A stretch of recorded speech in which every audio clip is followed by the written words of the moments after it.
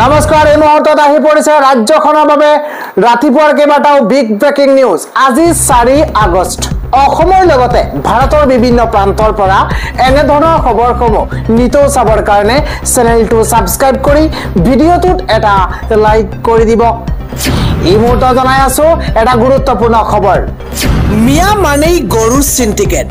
এবাৰ মিয়া মানেই অকল নকল খুন টকাৰ বেপাৰী। মিয়া বাংলাদেশী কিয় সীমাৰ পাৰলৈ খেদিব পৰা নাই চৰকাৰে? এই প্ৰশ্ন উত্থাপন কৰিছে অসমীয়া যুৱ মঞ্চই। আন এটা খবৰ হৈছে মিয়াই গোটেই অসম খালে।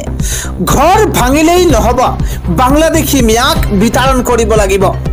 এই মুহূৰ্তত এটা বিগ ব্ৰেকিং, মিয়াই গোটেই অসমখন খাই পেলালে।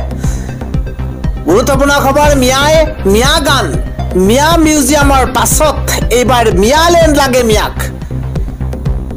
মিয়া গান মিয়া মিউজিয়ামৰ পাছত এইবাৰ মিয়ালেণ্ড মিয়াক লাগে।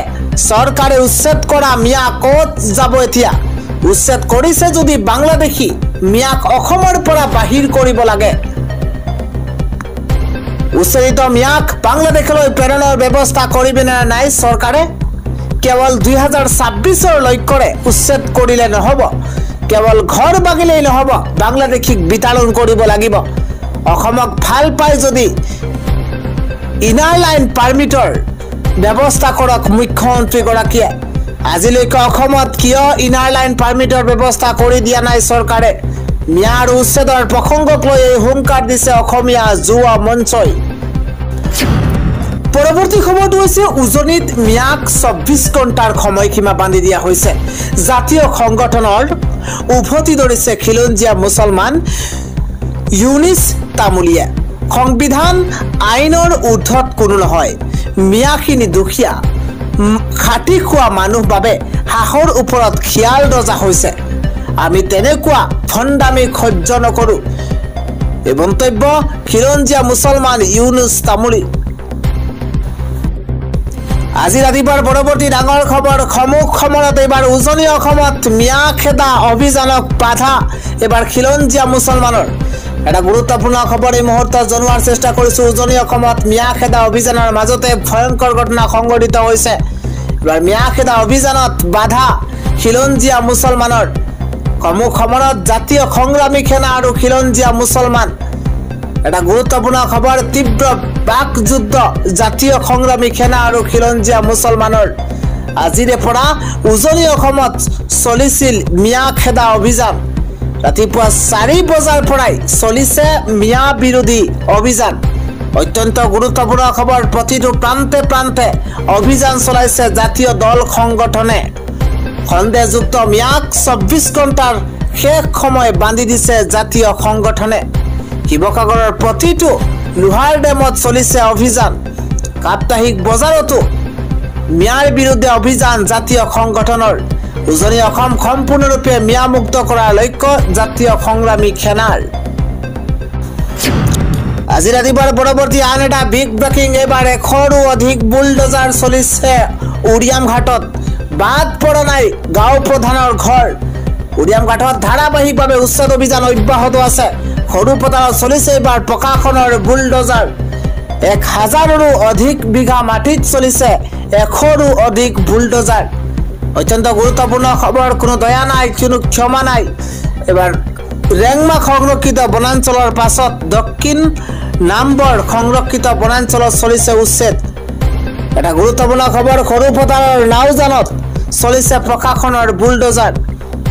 নাওজানৰ চালু পথাৰৰ দক্ষিণ নামভৰ সংৰক্ষিত বনাঞ্চলত চলিছে প্ৰশাসনৰ বুলডোজাৰ। পুৱাৰে পৰা 100ৰো অধিক এক্সকেভেটৰেৰে 500ৰো অধিক বাসগৃহ উচ্ছেদ চলোৱা হৈছে। এটা গুৰুত্বপূৰ্ণ খবৰ এই মুহূৰ্তত, ৰজাপুখুৰী আৰু গেলাজানত বন বিভাগ, আৰক্ষী, CRPF বাহিনীৰ সহযোগত এই উচ্ছেদ অভিযান অব্যাহত ৰখা হৈছে। গেলাজানৰ শামছুল হক আদিকে কৰি ৰজাপুখুৰীৰ গাঁও প্ৰধানৰ বাসগৃহ চলিছে প্ৰশাসনৰ বুলডোজাৰ। ধাৰাবাহিকভাৱে সৰু পথাৰত চলিছে প্ৰশাসনৰ হাতুৰা। পৰৱৰ্তী খবৰটো হৈছে ৰাহুল গান্ধী এজন পাক্কা দেশদ্ৰোহী ব্যক্তি। ৰাহুল গান্ধী ভাৰতীয় হিন্দুৰ লগতো নাই, মুছলমানৰ লগতো নাই। ৰাহুল গান্ধী কেৱল বাংলাদেশী আৰু পাকিস্তানী মুছলমানৰ লগত আছে বুলি এই মন্তব্য কৰিছে ৰাজ্যৰ মুখ্যমন্ত্ৰী ডক্টৰ হিমন্ত বিশ্ব শৰ্মাই। পৰৱৰ্তী আন এটা বিগ ব্ৰেকিং নিউজ। এবাৰ ভাৰতৰ হিন্দু মুছলমানৰ কাৰো লগত নাই ৰাহুল গান্ধী। ৰাহুল গান্ধী পাক্কা এজন দেশদ্ৰোহী ব্যক্তি বুলি মন্তব্য কৰিছে মুখ্যমন্ত্ৰী হিমন্ত বিশ্ব শৰ্মাই। পৰৱৰ্তী গুৰুত্বপূৰ্ণ খবৰ। 3 দিনৰ ভিতৰত ঘোলাঘাট খালী কৰিব লাগিব মিয়াই। মিয়াক লাষ্ট ৱাৰ্ণিং দি ঘোলাঘাটত ঘৰে ঘৰে চলিছে মিয়া খেদা অভিযান। এবাৰ ঘৰ বাৰী এৰি পলায়ন কৰিছে মিয়াই। উজনি চলিছে মিয়াৰ বিৰুদ্ধে মহা অভিযান। পৰৱৰ্তী গুৰুত্বপূৰ্ণ খবৰ। এবাৰ অখিল গগৈৰ সভাত মুছলমানে দিছে এবাৰ বিজেপি জিন্দাবাদ। এবাৰ থতমত খালে অখিল গগৈয়ে। এটা গুৰুত্বপূৰ্ণ খবৰ। খুদ অখিল গগৈৰ সভাতে মুছলমানে দিছে বিজেপি জিন্দাবাদ। থতমত খাইছে এবাৰ অখিল গগৈয়ে। অখিল গগৈৰ সভাত মুছলমানে দিছে বিজেপি জিন্দাবাদ। এটা গুৰুত্বপূৰ্ণ খবৰ। এই মুহূৰ্তত জুৰিয়াত অনুষ্ঠিত অখিল গগৈৰ সভাত এই মুহূৰ্তত অথন্তৰ বিজেপিক জিন্দাবাদ ধ্বনি দিছে মুছলমানে। পুনৰাই বিজেপি গো বেক ধ্বনি দিবলৈ শিকাই দিলে অখিল গগৈয়ে। আন এটা খবৰ হৈছে উজনিত মিয়াৰ ওপৰত আক্ৰমণ বন্ধ কৰক। মিয়াই উজনিত কাম কৰিব নোৱাৰিব বুলি কোন আইনত লিখা আছে? এই মন্তব্য কোনে কৰিছে আমি প্ৰতিটো তথ্য জনোৱাৰ চেষ্টা কৰিছোঁ। উজনিত মিয়াৰ ওপৰত আক্ৰমণ বন্ধ কৰক। এবাৰ উজনিত মুছলমানক কৰা হাৰাশাস্তিৰ বিৰুদ্ধে খৰব হৈ পৰিছে নেমচুৰ সভাপতি বদৰুল ইছলাম। এই মুহূৰ্তত এটা বিগ ব্ৰেকিং। এই মুহূৰ্তত কোন আইনত লিখা আছে? বদৰুল ইছলামে কৈছে একেখন দেশৰ বিভিন্ন স্থানত থাকিব নোৱাৰে। কোন আইনত লিখা আছে? ক'ত লিখা আছে? ব্যৱসায় কৰিব নোৱাৰে, শ্ৰম কৰিব নোৱাৰে। উজনিত মিয়াৰ ওপৰত কৰা আক্ৰমণ ভয় ভাবুকি বন্ধ কৰক। ভয় ভাবুকি বন্ধ কৰাৰ বাবে চৰকাৰ আৰু আৰক্ষীয়ে আইনগত ব্যৱস্থা লওক। যদি বিদেশী আছে খেদক। বিদেশী নামত স্বদেশীৰ ওপৰত আক্ৰমণ বন্ধ কৰক।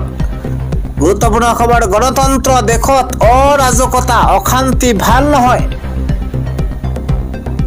শাক পাচলিৰ গাড়ী উভতাই দিয়াটো ন্যায় নে অন্যায় সেইটো ৰাজ্যৰ গৃহ বিভাগে বুজিব। শিৱসাগৰত মিয়াক সুৰক্ষা দিয়ক অখিল গগৈয়ে এই আহ্বান জনাইছে নেমচুৰ সভাপতি বদৰুল ইছলামে। আন এটা গুৰুত্বপূৰ্ণ খবৰ। 1971ৰ পিছত ভগৱান বা আল্লাহ আহিলেও বাংলাদেশলৈ যাব লাগিব এই হুংকাৰ প্ৰদান কৰিছে অখিল গগৈয়ে। 1971ৰ পাছত অহা মুছলমানক ধৰি অসমৰ পৰা বাংলাদেশলৈ পঠিয়াই দিম মন্তব্য অখিল গগৈৰ। অখিল গগৈয়ে এই কথা কৈছে।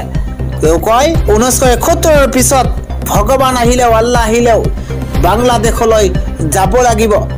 1971ৰ আগত অহা মানুহে থাকিব পাৰিব। মোৰ মতলব স্বদেশী আৰু বিদেশী। এই মন্তব্য অখিল গগৈ। মুছলমানৰ মাজত যদি এজনো বিদেশী থাকে মই তেওঁৰ পক্ষত নাই। লুঙি টুপি আৰু দাড়ি মানেই বাংলাদেশী নহয়। বিদেশী হিন্দু বা মুছলমান হওক তেওঁ বিদেশী হিন্দু বা মুছলমান হওক তেওঁ অসমৰ পৰা যাব লাগিব।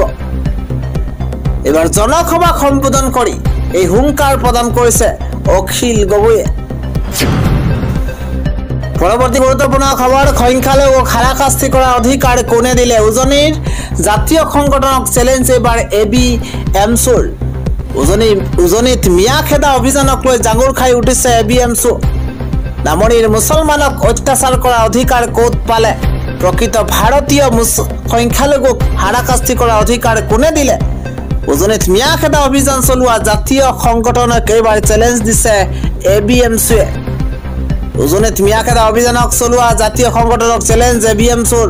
অসম আৰক্ষীয়ে উজনিৰ দল সংগঠনে চলোৱা অভিযানৰ গোচৰ পঞ্জীয়ন কৰিব লাগে। নামনিৰ বহু মুছলমানে কাম কৰিবলৈ গৈ উজনিত বাহৰ পাতিছিল।